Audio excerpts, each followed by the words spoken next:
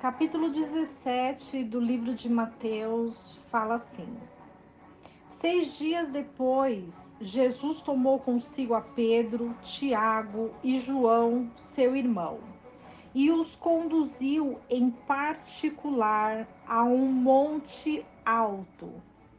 E diante deles se transfigurou, e seu rosto resplandeceu como o sol, e suas vestes se tornaram brancas como a luz.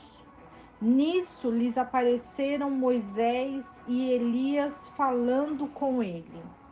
Então Pedro disse a Jesus: Senhor, bom é estarmos aqui. Se queres, façamos aqui 3 tendas, uma para ti, outra para Moisés e outra para Elias. E estando ainda ele falando, eis que uma nuvem luminosa os cobriu, e da nuvem saiu uma voz que disse: Este é meu filho amado, no qual tenho contentamento. A ele escutai.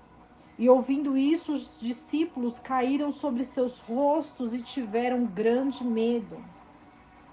Então Jesus se aproximou e, tocando-os, disse: Levantai-vos e não tenhais medo. E erguendo ele os olhos, a ninguém viram senão a Jesus.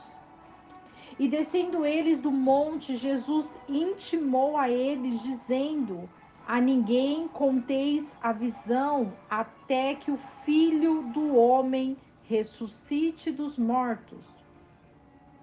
Então seus discípulos lhe perguntaram, dizendo: Por que dizem então os escribas que é necessário que Elias venha primeiro? E respondendo Jesus lhe disse: Em verdade, Elias virá primeiro e restaurará todas as coisas. Mas digo-vos que já veio Elias e não o conheceram, mas fizeram-lhe tudo o que quiseram. Assim farão eles também padecer o Filho do Homem. Então os discípulos entenderam que lhes falara de João Batista. E quando eles chegaram à multidão, veio a ele um certo homem, pondo-se de joelhos diante dele e dizendo: Senhor, tem misericórdia de meu filho, que é lunático e sofre muito, porque muitas vezes cai no fogo e muitas vezes na água. E trouxeram a teus discípulos, mas não puderam curá-lo. E respondendo Jesus disse: Ó geração incrédula e perversa, até quando estarei eu convosco? E até quando vos sofrerei? Trazei-mo aqui. E Jesus repreendeu o demônio que saiu dele, e o menino desde aquela hora sarou. Então os discípulos, aproximando-se de Jesus em particular, disseram: Por que nós não o podemos expulsar? E Jesus disse-lhes: Por causa da vossa pouca fé. Porque em verdade vos digo que se tiveres fé como um grão de mostarda, direis a este monte: passa-te daqui para lá, e há de passar, e nada vos será impossível. Mas esta casta de demônios não se expulsa senão pela oração e pelo jejum. Ora, estando eles na Galiléia, Jesus lhes disse: O Filho do Homem será entregue em mãos dos homens, e matá-lo-ão, ao terceiro dia ressuscitará. E eles se entristeceram em grande maneira. E quando chegaram a Cafarnaum, vieram a Pedro os que cobravam as dracmas e disseram: O vosso mestre não paga o tributo? Disse ele: Sim. E entrando ele em casa, Jesus se lhe antecipou, dizendo: O que te parece, Simão? De quem cobram os reis da terra os tributos ou os impostos? Dos seus filhos ou dos alheios? Disse-lhe Pedro: Dos alheios. E Jesus lhe disse: Logo, os filhos estão isentos. Mas, para que não os escandalizemos, vai ao mar, lança o anzol e o primeiro peixe que vier, toma-o, e abrindo a sua boca, encontrarás um estáter. Toma-o e dá-o por mim e por ti. O capítulo 17 do livro de Mateus vai dizer sobre a grandiosidade do Mestre Jesus. A transfiguração no monte. Jesus tinha 12 discípulos. Entendam, Jesus tinha 12 discípulos. Porém, Jesus, ele seleciona 3 discípulos, que foi Pedro, Tiago e João. Esses discípulos de Jesus eram os discípulos mais chegados a ele. E quando Jesus, ele encaminha esses discípulos para ver a transfiguração dele, Jesus resplandecia como o sol, o seu rosto era iluminado. E diante dessa iluminação apareceu a Jesus conversando com ele, Elias e Moisés. E por que Elias e Moisés? Moisés representa o sacerdócio, aquele que enviou o povo para Deus. E Elias, o grande profeta. E quando esses 2 homens aparecem a Jesus, a transfiguração dessa imensidão de poder e glória faz com que os discípulos queiram armar uma tenda ali e ficar naquela presença. Porque quando estamos diante da presença de Deus, quando estamos na presença do Filho de Deus, nós queremos estabelecer a nossa vida ali. Mas Jesus fez isso para que eles pudessem ver a grandeza de Deus.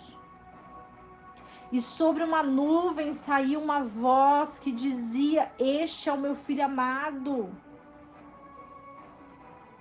Quando os discípulos ouviram, eles tiveram grande medo.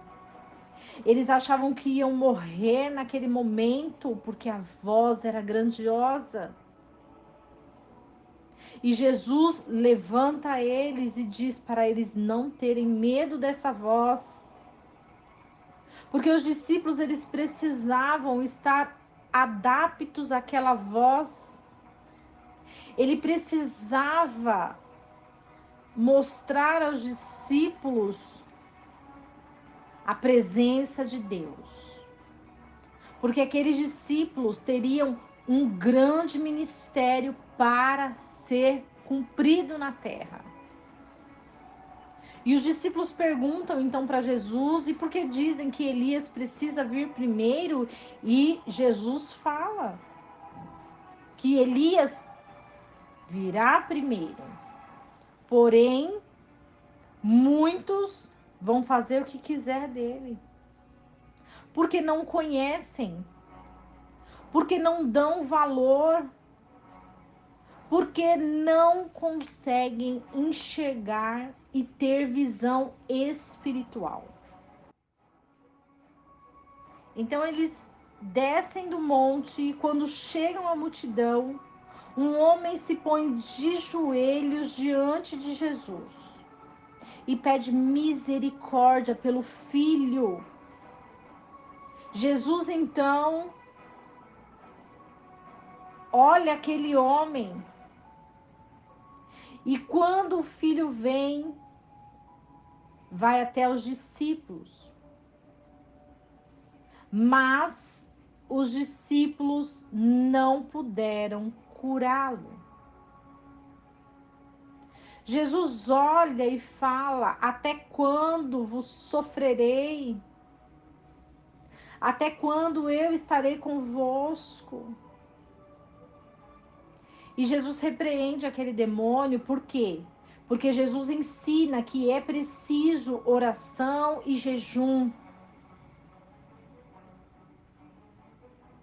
O que isso significa?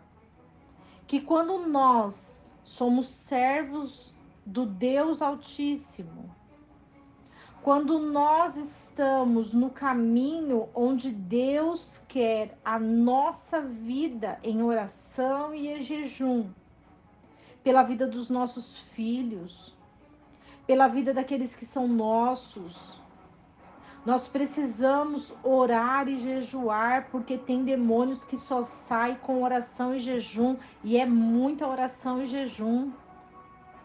E se nós não tivermos fé, se nós não orarmos e não jejuarmos, nós não conseguimos expulsar os demônios.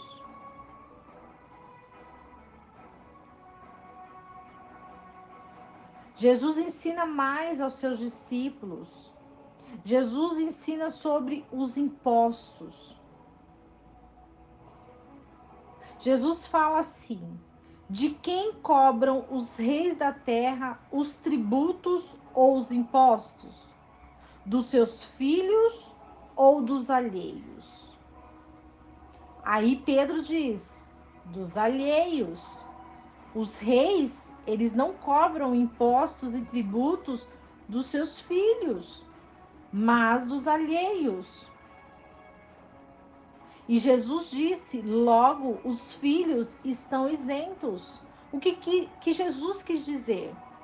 Que nós, como filhos de Deus, nós estamos isentos de impostos, mas para que não os escandalizemos, para não escandalizar os nossos inimigos, para que não tenham o que falar de nós, nós pagamos os tributos.